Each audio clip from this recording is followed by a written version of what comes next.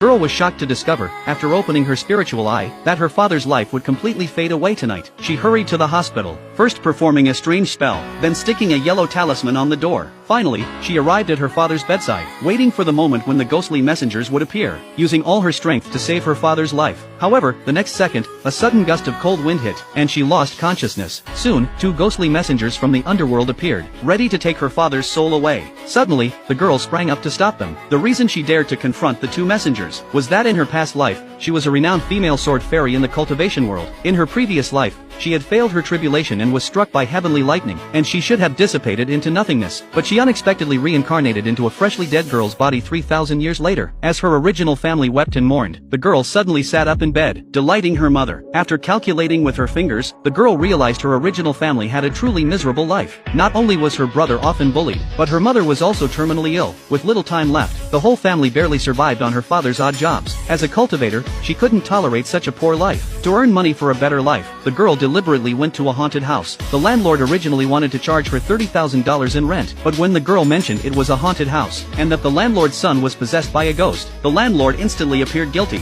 pleading for the girl to save his son. The girl opened the door, quickly stuck a talisman on the landlord's son's forehead, exorcising the evil spirit from his body. To thank the girl, the landlord lowered the rent for the haunted house to $500 a month. Seeing the girl's supernatural abilities, the landlord's son suggested she start a live stream to help others with fortune telling. Ultimately, the girl successfully launched her first live stream, charging $1,000 for each reading. Just as the audience thought she was a fraud, a female student suddenly sent a $1,000 gift, wanting to know when her grandmother would die. The girl immediately began to read the fortune, claiming that her grandmother had another 20 years to live. The student was very disappointed, revealing that she had stolen her grandmother from the hospital, where she was often abused by her family. However, her appearance was entirely different from her current disguise. The girl deduced that she must be a wealthy heiress. At that moment, her adoptive father suddenly burst in, smashing the phone connected to the live stream on the ground. As the audience speculated about the girl getting into trouble, another client sent a $1,000 gift, initiating the girl's second live stream. This client was the richest man in the city, looking for his long-lost daughter. After the girl read the fortune,